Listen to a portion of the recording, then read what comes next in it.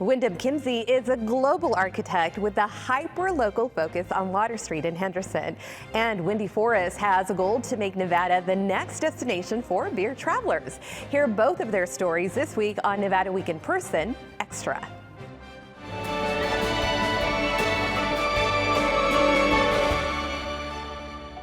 Support for Nevada Week in Person is provided by Senator William H. Hernstadt. And welcome to Nevada Week in Person Extra. I'm Maria Silva in for Amber Renee Dixon. Wyndee Forrest and her husband were inspired to open a local brewery in Southern Nevada similar to what they saw while traveling in Europe. They started the Craft House Brewery in Henderson and since then have worked to make Nevada more friendly for beer-related businesses. We'll revisit an interview we did with Wyndee Forrest back in 2023. But first, Windom Kimsey is a key figure in the revitalization of Henderson's Water Street. Amber met up with him at his restaurant to learn more about why this project was so important to him. So restaurant owner, is that a title you ever imagined having when you moved here some 30 years ago? Not in a million years. It's sort of happenstance how these things happen, but nope, I never would have thought I was going to be an architect till the day I died, and that was pretty much it. And being an architect is what brought you from Chicago to Southern Nevada? Correct. Okay, so you have offices here, or had, I want to say Correct. Past tense, because it was just 5 weeks ago you were telling me that what happened? 5 weeks ago, I finally retired from the firm. We'd sold it a year and a half earlier and worked with the new owners for a while, but I had a trajectory to retire, not to not stop being an architect, but rather than being an architect, running a firm, doing individual buildings, but to have at least in my estimation, a greater influence on a community by getting involved with development and some other things that could have a greater impact. So that is bringing us to Water Street. Correct. Those offices are here. You also have a coffee shop here. You have Two. Two. Sorry, we have one in America's First Arena too, so I'm a pretty caffeinated person. And then this restaurant. At what point did you look at Water Street and say, wow, this could really be something? This is where I want to work, live, and play. There's a little backstory here. Oh, I forgot to say your home is here too. My home is here. There's a little backstory. We were selected as the architects for the Henderson Space and Science Center, which was a really cool project. I wish it had come to fruition, but it didn't. But it was going to go over by the Henderson Hospital, and I kept thinking, it just seems like a really odd place. And so I organized with the city and folks in the firm at the time to do like kind of a ideas charrette with the city and Jacob Snow, who was city manager at the time, who I knew from working at McCarran at the time, designing the D-Gate terminal. About how long ago was this? Well, it would have been right before I purchased land, and probably 2013, 2014, something like that. So at least 10 years ago. And so we looked at, I said, well, can we test out a test fit for the Space and Science Center here on Water Street? And the response was very positive, so I was like all excited. But when the project died, I'm like thinking, why don't we move the firm here? I mean, we're talking all this like great stuff. Let's take all the employees and build a building down here and put it in. And that had some of its complications to get to that point, but we did it. What complications stand out to you that you learned from? Well, we had to move out of our existing building. We didn't have a building to work in while we were building it, so we rented space across the street while the project was under construction. And mind you, this was after the recession, so I built a smaller building, and I realized by the time we got done finishing it, we needed more space. So immediately, I did an addition to it. So it was a lot of construction, but now it's the right size space. We also have, and it has the coffee shop in it and a tenant, landscape architect as well. You bring up the recession, its impact on you and your profession. What learning lessons did you take from that? Don't quit, because there are days, I promise you, there were days, and we would look at our staff in the building, and we had a building that at one point it had 60 people working in there, and there's 20 of us, right? And we're working reduced hours, and there's some days you're like, how are we going to make payroll? And I'll be honest with you, I can share this. I don't think I've shared this before, but I called my mom, who I said, can you loan me some money? And she loaned me some money to get through a couple of the tight spots in the recession. And that's how, I mean, I even asked her if I could move back home. I mean, it was really hard on architecture. I think Nevada, maybe Phoenix, we're probably the two hardest hit communities in the United States. Very much And, so. and it happened just everywhere. Everybody was like, what do we do? But you know, it gave you the resolve to stick with it. And I think every architect that did really benefited coming out, because once it dissipated, there was a ton of work and everybody prospered. Did it help you in your reaction to COVID? A little bit. COVID was a whole different set of problems, right? And it still has a long-term effect on work anyway, because and maybe that's part of played into the idea to retire, because during COVID, they were like, we were doing the UNLV, the Kerkorian Medical School, and there was like 3 people in the office, actually 4. I mean, it was just me for a little bit, and then a few more, and we were there for a long time working on stuff without all the other architects. And I think design is very collaborative, and you miss that. And now that everybody's gone to remote meetings and things, I knew it wasn't for me. I mean, and you know, the firm that bought TSK, you know, they're headquartered out of Texas, so we had a loads and loads of like, you know, Zoom meetings and that sort of stuff. And you know, I'm like, I don't want to do this for the rest of my life. I'm like, I've lived a good time where, because we were very collaborative in the office, and people they loved that about us. And you know, the world's changing, and that's architecture. And I don't want to be part of the AI wave either. Does that scare you? It doesn't scare me because I'm not part of it, but it's future going to change. architects. It's going to change the profession 100%. It's already happening, and we'll see where it takes it. I had a long discussion at dinner about that with some folks on Saturday night. Yeah, it's not necessarily a bad thing. I think it has an opportunity to let the creative people be creative, but some of the mundane stuff that architects do, I can share. You know, when you're out of college, you're going to do stair details or bathroom detail. They give you like the easy stuff to do, and it all has to be drawn, right? But say AI, they know the code, you know, and they can do it. But I don't know what it does for the young people learning things, but we'll have to see. But I think it's going to really change how things are done, and who knows? Hopefully it's better. Yeah. Where did you earn your stripes doing bathrooms and stairs? In Chicago. I went to University of Michigan, and in Chicago was a 5-hour drive, and it was just a great place to go work. And if you're a young architect, being in Chicago is amazing. You know, Mies van der Rohe, there's Frank Lloyd Wright, there are all these. It's such a beautiful city, but it has a passion for architecture. You could stop and talk to somebody on the street, and they could tell you, for the architects are that high rise or this high rise. Try that in LA or some other places. It doesn't happen. Chicago people are very passionate about their buildings, and it was like just a wonderful place to be, to sort of learn the ropes. And you believe that Water Street had some of that same energy? I think it has the same energy because the neighborhood was developed in World War II. You know, this was a basic, wasn't even a city. It was basic management, and this housing was built for people to work in building, you know, doing stuff with magnesium for World War II. But the way the streets are laid out, I mean, I don't know if you've heard of the term new urbanism. It's like Celebration, Florida is a big new urbanist community. And what it is creates walkability. Driveways aren't on the front. You know, everything's alley loaded. And so it makes neighborhoods more walkable, and it's not all about the car. So downtown Henderson has that. If you drive around these neighborhoods, I mean, there's a lot of, like where I live here, you know, you get to your house through the alley. I live that way in Chicago too. Very cool. You talked about off camera, having sold your firm, it allows you to invest more in what you want to do on Water Street. But let's talk a little bit more about your life as an architect. A lot of public works. So a lot of schools, Las Vegas Academy, the Regional Justice Center. I mean, how do you approach something like the Regional Justice Center, which we both talked about?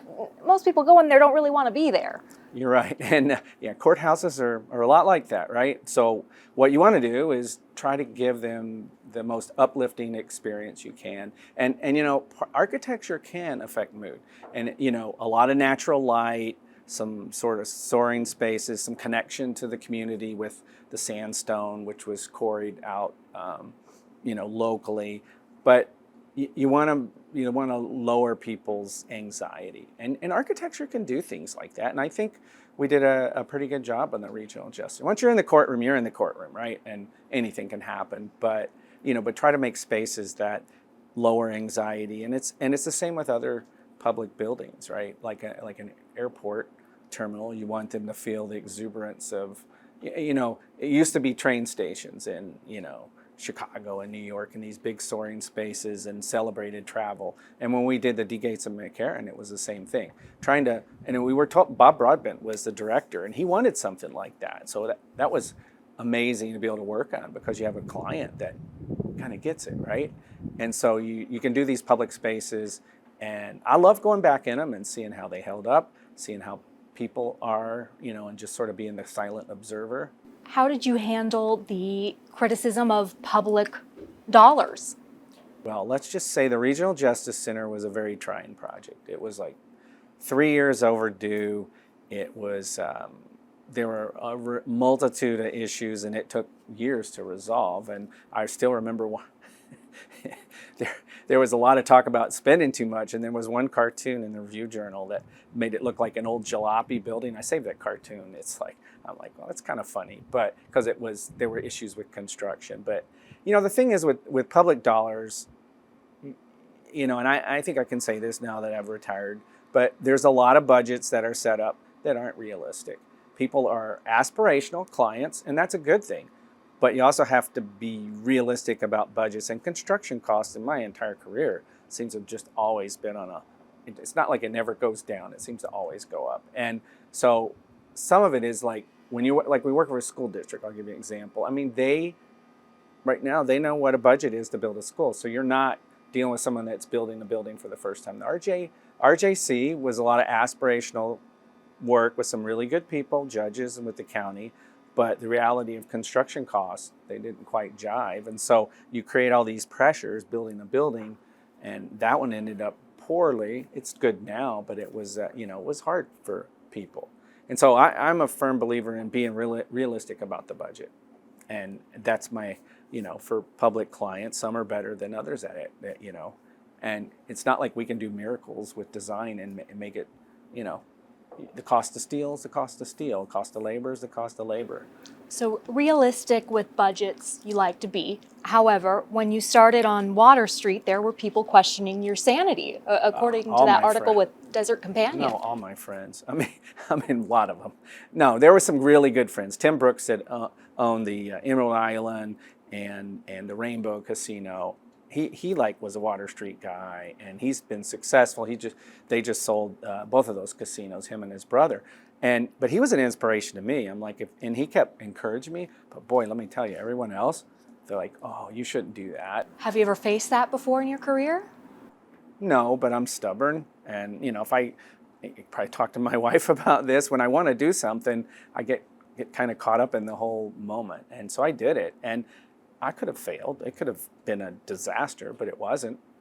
And then everybody's like, oh, you're a visionary. It wasn't a visionary. It's having a good idea, having some faith in what good architecture and what sort of what you can do with it. And, it's come to fruition that being a good idea. The restaurant, you know how many people told me, why would you do a restaurant? Most everybody. But I don't know. Sometimes you get a gut feeling. There's no science about. They're like, did you do pro formas? And I did none of that. So I don't know if that's good advice for everybody doing development. But if you kind of know you have something that people want or something's going to work, take your experience and do it. And if you have the money to do it and willing to risk it, right? That is a problem. And don't listen to the naysayers. I don't. Windom Kimsey, thank you so much for joining Nevada Week in person. Well, thank you. I appreciate it. During a trip abroad, Wyndee Forrest and her husband were inspired and impressed by the community aspects of breweries they visited in Europe. They brought their inspiration back to Southern Nevada, opening up a Craft House Brewery in Henderson back in 2014. Later, another tasting room in downtown Las Vegas's Arts District. Wyndee Forrest is now the leader of the Nevada Craft Brewers Association. She joined us for a Nevada Week interview in 2023. So prior to becoming president of the Nevada Craft Brewers Association, you lobbied at the city level for some licensing changes for breweries. What changes did you help bring about? Well, when we went to the city of Henderson and we explained our business model, which is very commonly found in all the beer-centric cities, San Diego, Portland, Denver, they didn't quite understand it because nobody had opened the type of business model that we were looking to open. So we could either choose a brewer's license, and that didn't include a tasting room, so that defeated the purpose of us opening Craft House, which was to build a community, or the brew pub license was $60,000, and it automatically came with gaming because it was written for a Station Casino's gaming property in the city of Henderson. And I said, well, we don't want gaming. That'll defeat the purpose of us building a community if people are zoned out in gaming. And they said, oh no, you don't have to have it, but you just have to pay for it. So that didn't really make a lot of sense. And as a point of perspective, this license in San Diego County is $1,000. Wow, compared to $60,000 Correct. here if you were to have gaming, but you didn't want it. Correct. So we were fortunate at that time. There was a new person who came into licensing, Lana Hammond, and she was really open to reevaluating the licensing and how it applied to craft beer and breweries within the city of Henderson. So that was a long journey. In retrospect, to put our business on hold for, I think it was almost 15 or 16 months that we worked with the city and city council to write new licensing. So we removed brewpub into non-gaming and reduced that to $10,000. Well, congratulations on that, opening the way Thanks. for other local breweries as well. You were named the president of the Nevada Craft Brewers Association in early 2021. What was that first legislative session like for you? We did not attend 2021 legislative session. We knew that to be effective in the upcoming legislative season, I think next month it starts, we knew that we had to put in the work and really have a relationship with our legislators, first and foremost, that they know who we are. Second, that we create jobs here in Nevada and we're heavily taxed, and those tax dollars go to our community. And it's not really fair to the legislator to automatically understand our industry when a bill hits the floor and they're not prepared for it. So we had seen bills fall off due to those reasons. So we knew that this was a long game plan. So we've had a lot of FaceTime with the legislators. They're very interested. They want to hear our story. And they love that the craft beer industry is really philanthropic. What are your priorities for this legislative session then, now that you're geared up, ready to go? It's about time that the laws that govern our industry are reflective of our industry and written by our industry. Previously, they've been written by other industries that support ours, and they're more skewed to favor those industries and not ours. So it's about time that we put in the work and that we have a voice that's heard. Give me an example of what you're talking about. My secondary tasting room, I have to buy my own beer back from my distributor at a markup to get my beer 6 miles down the road. Why is that? Because the laws have been written by wholesalers. So wholesalers say that in order for you to sell your own beer, you have to buy it from yourself? Because we don't brew at the second location. We don't manufacture there. Oh, that's kind of complicated. It is. And Nevada is complicated because we're what's called a 3-tier system, a non-self-distribute state. So if you would like your product to get outside of your own tasting room and be in market, it needs to go through a distributor. You've taken this all the way to the DC level. I mean, your lobbying efforts, correct? What were you able to do there? Our Nevada Craft Brewers Association is under the umbrella of the National Brewers Association. So every year they do a hill climb. So I went and represented Nevada, and we met with all of our senators and Congress members, and to really just, again, tell our story, tell our business, and make it personal so that when bills or legislation comes across their desk, they can think, oh yeah, I met a brewery owner, and they are making a difference. At that time, we were lobbying to reduce our federal excise taxes in comparison to the large macrobreweries, and we were successful. We did reduce those. All right, so you told offthestrip.com, quote, "We have been highlighting that Nevada is poised to become the next beer traveler destination with bringing awareness to our award-winning beers and growing craft beer community," end quote. What constitutes a beer traveler destination? Well, beer traveling has a long history. Ever since the boom of craft beer in the early 90s, people have made their travel plans around what beer-centric places can we go to, what brewery tours can we go to, what beer releases are coming out. If there's an annual release, then they plan their trips around those.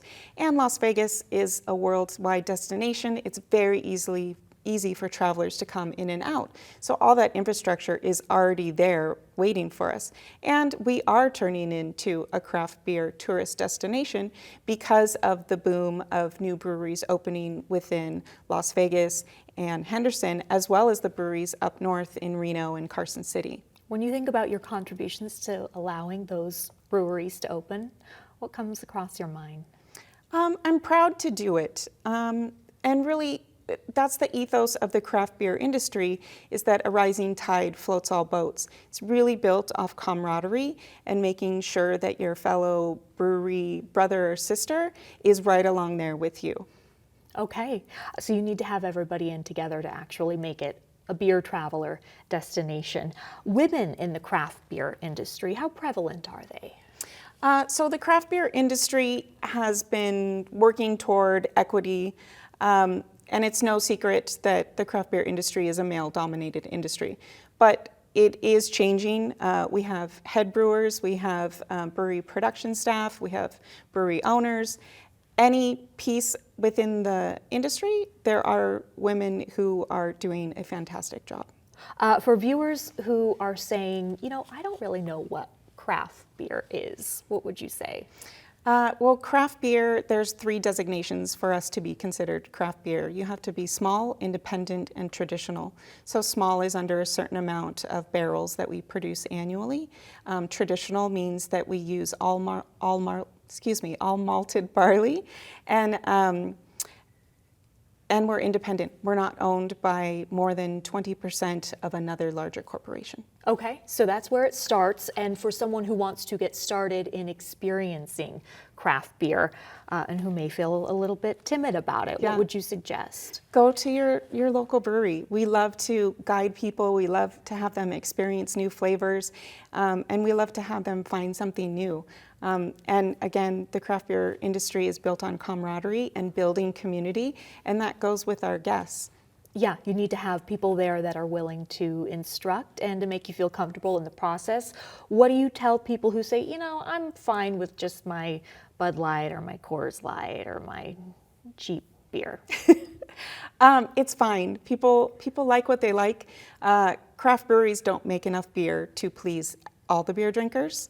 And if they want to expand and if they want to try something new, then that's up to them. We don't force it on anybody. However, they should know that there's an option. They should know that there's a brewery around them that is making something of high quality, and that they're probably their neighbor, and it supports their community. And odds are they might find something similar, but higher quality, correct? Yeah. How do you know it's higher quality? Can you taste it? Yes, everything is handmade in a craft brewery. There's not a lot of automation, and our brewers are always educating themselves, whether it's going to conferences or listening to podcasts. They're always trying to improve. Your favorite beer is? Anything Nevada. Anything Nevada. So you like from the dark all the way to the light? Yes. My go-to typically is a Pilsner, because it's bright and light and refreshing. And it shows the craftsmanship of the brewer if they can execute a clean, crisp Pilsner. And you talk about Nevada beers in general. I'm wondering if there's a difference between, because you have spoken about wanting to unite the northern and southern Nevada brewery scene. Is there a difference in issues that each face? Not on the state level, because that's what we're representing on the state level. They do have home court advantage when it comes to legislative season, but we use that to our advantage. A lot of legislators, they like to visit the tap rooms because they're ingrained in the community. So that definitely works to our advantage. So that might be where you do some of your lobbying this upcoming session at some of Absolutely. those breweries. We have talked a lot about beer, which when consumed can sometimes lead to dancing. And you have quite the background in dancing. Your career roots are in dancing. Sacramento Kings cheerleader, dancing at the parades at Disneyland. It goes on. Are you still involved in dance in any way? I am not. I still love it, and I still love that I'm surrounded by creative entertainers in Las Vegas, and that's what brought me to UNLV. Was the degree is, even though I graduated from the hospitality school, my emphasis is in entertainment management. So I still wanted to stay within the entertainment industry. I just didn't want to have to audition every 6 months for a new job.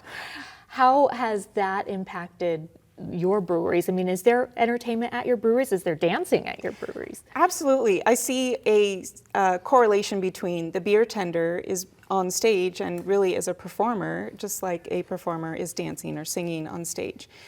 It can be intimidating for people who've never been a beer tender before, but it is definitely similar to having a performance. You're on stage, everybody's eyes are on you, and I look for people who are comfortable in that role. Wyndee Forrest, thank you so much for joining Nevada Week in Person. For more Nevada Week in Person, go to vegaspbs.org/Nevada Week.